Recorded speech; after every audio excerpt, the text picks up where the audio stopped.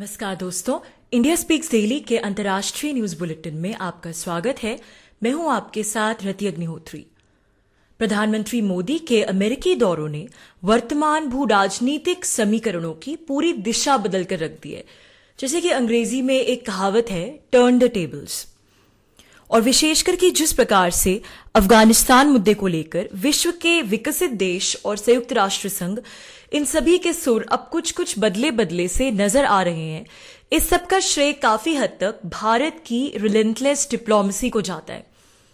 अभी कुछ समय पहले तक ऐसा लग रहा था जैसे अमेरिका सहित पूरा विश्व तालिबान को रिकॉग्निशन दे देगा, उसे मान्यता दे देगा। जो विभिन्न देशों से स्टेटमेंट्स आ रहे थे वो भी कुछ इस प्रकार से के थे कि इन देशों का रुख अब तालिबान की तरफ कुछ नरम पड़ रहा है रवैया इनका। संयुक्त राष्ट्र संघ भी तालिबान की तरफ कुछ नरम पड़ता सा दिखाई दे रहा था। लेकिन अब अचानक से समीकरण बदल गए हैं और पासा पलट चुका है।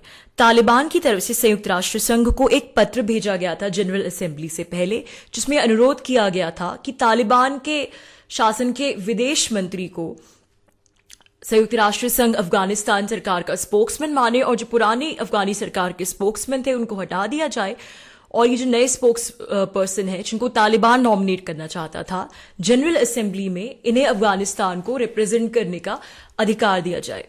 तो संयुक्त राष्ट्र संघ ने फिलहाल तो ये प्रपोजल तालिबान का ठुकरा दिया और जनरल असेंबली में जो पुरानी अफगान सरकार के स्पोक्स पर्सन थे उन्हें ये अधिकार दिया कि वो अफगानिस्तान को रिप्रेजेंट करें। हालांकि ये अलग बात है कि उन्होंने अपने इस अधिकार का फिर इस्तेमाल नहीं किया और अफगानिस्तान की तरफ से जनरल असेंबली में कोई भी पार्टिसिपेशन नहीं हुआ।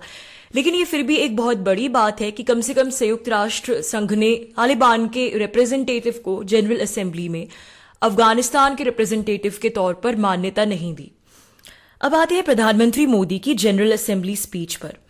लगभग 20-22 मिनट के सारगर्भित वक्तव्य में प्रधानमंत्री मोदी ने इतने सारे महत्वपूर्ण मुद्दों को एक साथ उठाया और बिना किसी देश का नाम लिए, बिना किसी आरोप प्रत्यारोपण के सांकेतिक तौर पर इस प्रकार से नाम उठाया कि मुद्दे उठाए कि इशारा भी कर दिया और समझने वाला समझ जाए। और यही एक कुशल स्टेट्समैन की पहचान होती है कि जब इस प्रकार के अंतर्राष्ट्रीय मंचों पर वो बोलते हैं तो वो बिना सीधे तौर पर किसी देश का नाम लिए या आरोप प्रत्यारोप और दोषारोपण, बिना किसी आरोप प्रत्यारोप या दोषारोपण के अपनी बात बड़े सलीके से सांकेतिक रूप से कह देते हैं। प्रधानमंत्री मोदी ने वक्तव्य की शुरुआत तो भारत के प्रजातांत्रिक मूल्यों के बखान से की कि किस प्रकार भारत मदर ऑफ डेमोक्रेसी है और फिर भारत में किस प्रकार से विविधता में एकता है, इस बारे में बात की।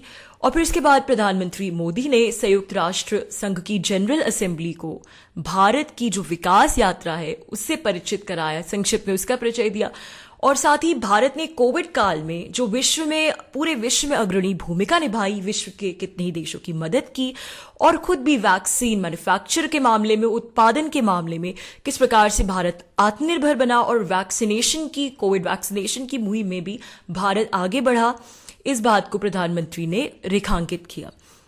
और फिर बिना किसी का नाम लिए ये कहा कि रिग्रेसिव थिंकिंग और एक्सट्रीमिज्म इस समय अपने चरम पर हैं और ये विश्व के लिए बहुत बड़ी चुनौती है और इनसे बचने का एक उपाय ये है कि साइंटिफिक एजुकेशन इनकलकेट की जाए लोगों में, यानी ऐसी शिक्षा पर जोर दिया जाए जिसमें वैज्ञानिक सोच का विकास केंद्र में हो। फिर प्रधानमंत्री मोदी ने सीधे सीधे शब्दों में कहा कि पूरे विश्व को ये सुनिश्चित करना है कि तालिबान की अफगानिस्तान की भूमि का इस्तेमाल किसी भी प्रकार की आतंकवादी गतिविधियों के लिए न हो पाए और साथ ही ये भी सुनिश्चित करना है कि कोई भी देश अफगानिस्तान के आंतरिक हालातों का इस्तेमाल अपने फायदे के लिए, अपनी स्वार्थ सिद्धि के लिए ना कर पाए। यानी फिर बिना किसी का नाम लिए सीधे सीधे हरे देश और ड्रैगन को चेतावनी दे डाली प्रधानमंत्री ने।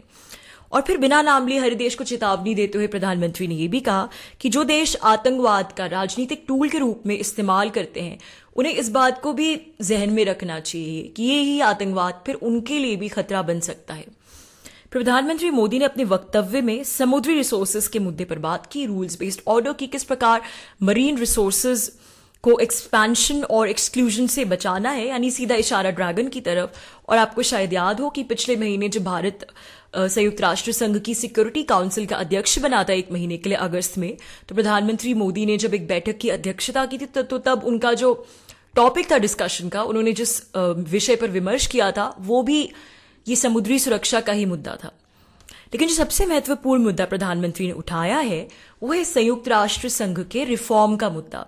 और इस सख्ती से, बेबाकी से प्रधानमंत्री ने अपनी बात सामने रखी कि शायद ही कोई ऐसा हेड ऑफ स्टेट होगा जो कि यूनाइटेड नेशंस के मंच पर ही इस प्रकार से उनकी आलोचना करने का मादा रखता हो। प्रधानमंत्री ने सीधे सीधे कहा कि संयुक्त राष्ट्र संघ को अपनी उपयोगिता बढ़ानी होगी अगर वो आज के समय में प्रासंगिकता बनाए रखना चाहता है। तो उन्होंने कहा कि संयुक्त राष्ट्र संघ पर आज के समय में लोग विभिन्न मुद्दों को लेकर संयुक्त राष्ट्र संघ पर सवाल उठा रहे हैं, जैसे कि जलवायु परिवर्तन का मुद्दा हो या फिर कोविड का मुद्दा, जो कोविड क्राइसिस है उसका मुद्दा, या फिर विभिन्न देशों में जिस प्रकार से प्रॉक्सी वॉर्स छिड़े हुए हैं उसका मुद्दा, या फिर आतंकवाद का मुद्दा, या फिर अफगानिस्तान का मुद्दा। यानी बहुत ही, जिसे कहते हैं अंग्रेजी में सटल तरीके से, बहुत ही सांकेतिक रूप से कुछ ही वाक्यों में प्रधानमंत्री ने बड़ी ही विनम्रता पूर्वक यूएन का पूरा कच्चा चिट्ठा उसी के सामने, उसी की असेंबली में खोलकर सामने रख दिया।